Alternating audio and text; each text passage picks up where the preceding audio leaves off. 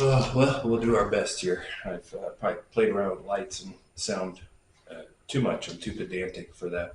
Um, but didn't think I'd be doing YouTube videos. We'll kind of get into that. I won't take too long, hopefully. Um, but I got back into card collecting in January and was trying to, learn the hobby and whatnot. And I can't stand half these people on YouTube. It's so fake and phony, especially on the card side. Like, you see me give this little card? Did the camera get it? Please like and subscribe. I'll hump your leg if you like and subscribe my videos. Man, that's another reason I'm doing it. I'll never ask you to like and subscribe. I don't even care. Probably won't even get anybody to watch it, and I'm okay with that. I'm not doing this to make money. I'm doing it just to combat the annoying stuff I see on YouTube. Uh, and then, even as it, we'll get into it. I basically I left a 20-year successful career in the hotel industry, and in July decided to sell cards full time. And there's a lot of people on here who do it. I'm probably doing it a little different than them, and I won't tell you how I'm doing it. While I say there's some people that I like and some I don't, that dude ain't got nothing to do with sports cards. It's Pokemon NE. I love that dude. He's awesome. But he's like, I think I'm giving you my suppliers. That's something he worked for, right? And that's it, And then there was someone else I found, but that I like. Sports card investor guy's all right. At least he's honest. I mean, I'm sure he's a fan, but he's definitely in it for money, and I think he looks at it that way first, and that's awesome. I think COVID and the lockdowns did that. Got a lot of people in the hobby who are probably more into it for the money, and that's fine. I'm not against it. Obviously, I want to make money. I'm a capitalist. um, but the way you go about doing it, I think is just different. And I think YouTube and the internet in general have given a lot of people a platform, and they're just fake and phony. But they don't get stopped along the way that they would have 20 years ago, because you can't stop me from putting this out, right? So anyway, it's just kind of my thing. And then some of the stuff they're talking about, especially for some of the ones they were looking to try to build a business, some of the stuff is basic. And I'm not being condescending or facetious in any way. It's just some of this stuff, if you don't know, I would really take a step back from incorporating or forming a business. Duns and Bradstreet, a DMB number, cash flow. Like, that's really all these videos, and you paying people who saying they're making millions of dollars. It's just like the Pokemon and you guys said, why, if they're making all that money, why are they going to sell it to you for $100 a month or whatever the case may be? But maybe they are. Maybe they're just that altruistic and really care about people. But maybe it's really back to that old adage: those who can do, those who can't teach. Um, but yeah, just talking about some of that basic business stuff. I think I was like, oh wow. Let me just tell you, I'll break it down. If you want to start a business, it's real simple. Don't worry about profitability. Don't worry about anything. You need to worry about cash flow. It just needs to literally be flowing.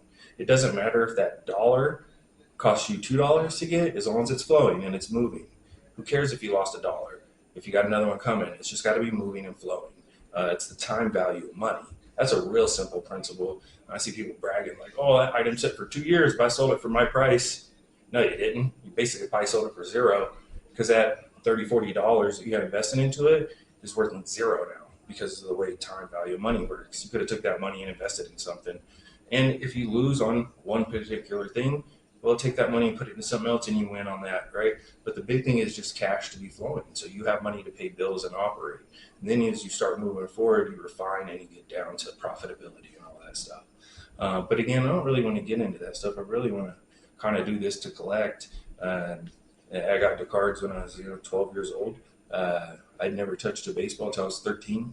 And when I was 13, I made all-star team, and I was fortunate enough out of high school to be drafted, and then I did sign, and then was drafted out of college by my favorite major league team. I didn't know it at the time, but I had a fractured vertebrae, and then over that year and a half, some disc ruptured, and I retired. I think I could have fought through it and probably got to the show, versus prior to all that, I knew I was going to go, and I already had a kid, and I hadn't finished my degree because I was drafted early, and so I went back and finished my degree, got away from cards. I have two kids, a 21-year-old and a 7-year-old son. But I've spent 20 years in the hotel industry at an executive level, so I definitely understand business. And business is simple. It really is. And number one, if it doesn't make money, it's not a business. It's a liability. And that might seem at odds with saying cash flow, but we're talking about at the beginning of a business. Cash needs to be flowing, right? As you get more established, well, you have older money sitting in the bank now because the cash has been flowing, and then you're getting into profitability.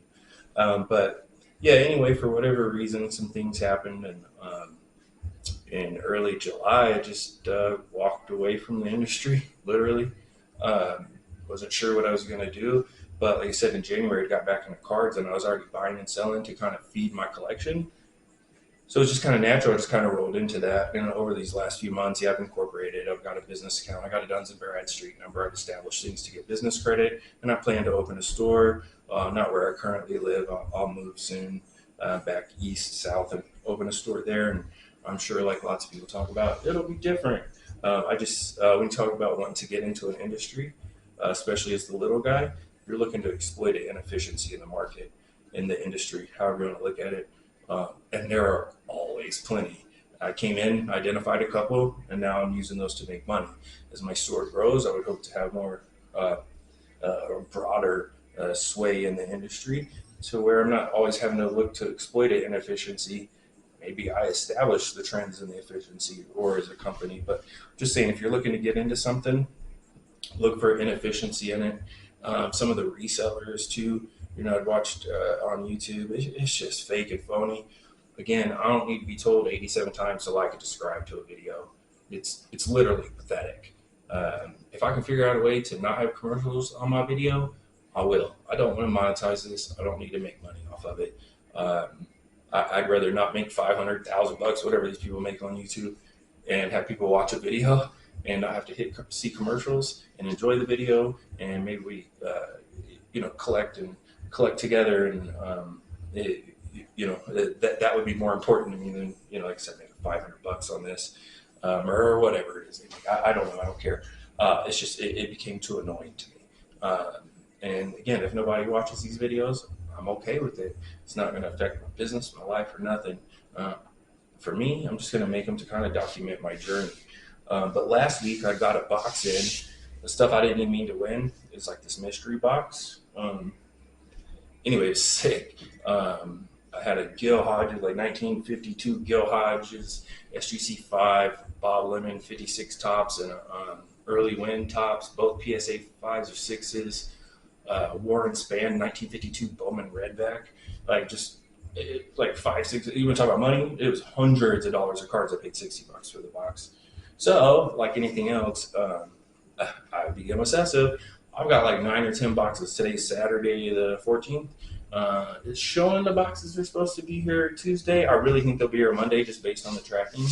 But that's a video I wanted to do, so I thought I'd do a first one, this, to know how to make a video and upload one.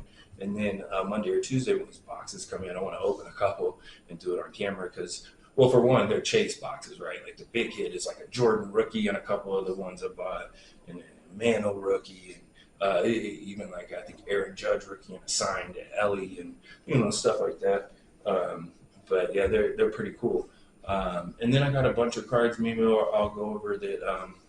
One of the things I'm not doing per se is, but I am doing it, but I haven't done it yet to make money, is buying cards graded by other graders and sending them to PSA. And I've cracked probably 6 or 7. The problem is now I got this huge stack of graded cards that are non-PSA graded that I need to send in. But I was doing that more for education purposes, to learn what gets graded what, and some for my personal collection. That really wasn't it. I saw that early on when I first started collecting cards. You can make money doing that. Just buy a lot of Jordan cards, pick out the 5 best ones, send them into PSA, and one on pace for them all, and you make money. So that's not really the efficiency I'm kind of attacking, inefficiency I'm attacking. But like I said, there's a lot of them. I like collecting. Also, another thing I like collecting is sealed boxes. I was that way even as a kid, collecting a sealed pack, and maybe that was part of my growing up. I didn't get a lot of new things, right? Maybe, and so now having like something new, even like electronics I buy sometimes, they'll sit in a box for 2 or 3 days just because it's new, it's in the box, right? But yeah, I got some cool boxes back here, some hobbies and jumbos, and that's the all thing I'm learning too. That all changed since I was in the hobby as a kid. We didn't have any autographs, much less buy this box and you're guaranteed one. So that's changed in the hobby. But yeah, there's a lot. I think that it's changed. It needs to get fixed in the hobby. I see a lot of people talk about technology, and I've seen some of the stores implement it with varying degrees of success, but they're all trying to reinvent the wheel. Like, we created this software. I mean, why are you creating software? You know how many software platforms have already been created for multiple other industries? They're just sitting on a shelf. You just need to tweak one or two.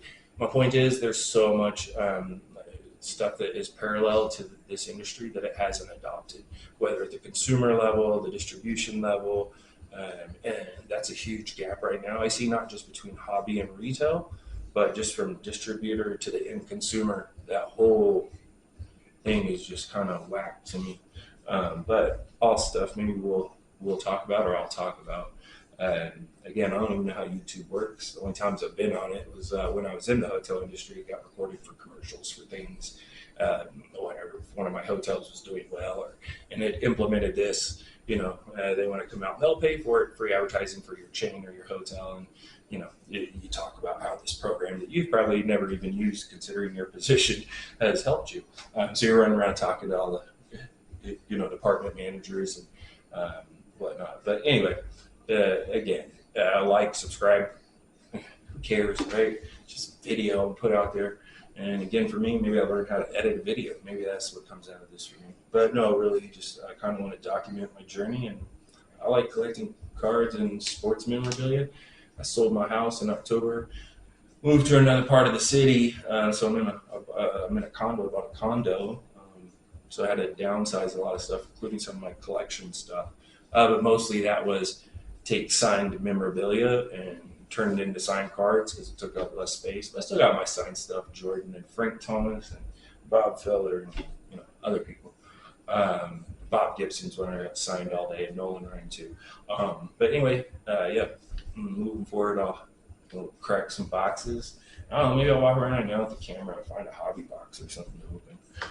Or no, man, hobby boxes take forever to open. Unless you're opening one of these choice ones where they're like that. So it's got 3 cards in it. They're all guaranteed autos.